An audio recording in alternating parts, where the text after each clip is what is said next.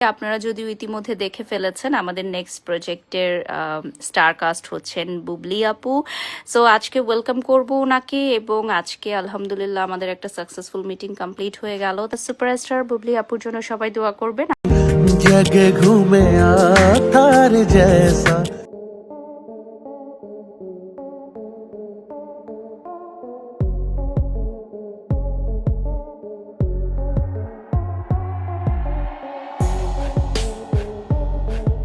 এবার অপু বিশ্বাসকে ভুলে গিয়ে বুবলিকে আপন করে নিলেন গৌতম সাহা এবং বারিশা হক।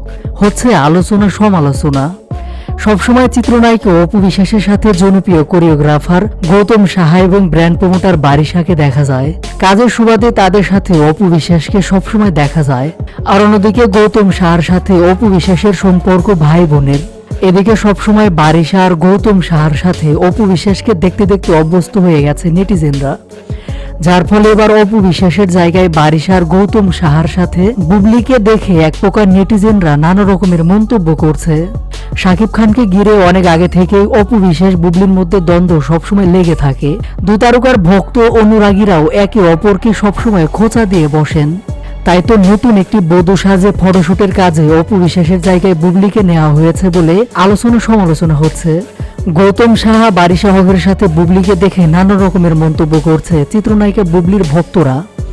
আবার কেউ কেউ তো বলছে অপু বিশ্বাসকে ভুলে গিয়ে বুবলিকে আপন করে নিল সবাই।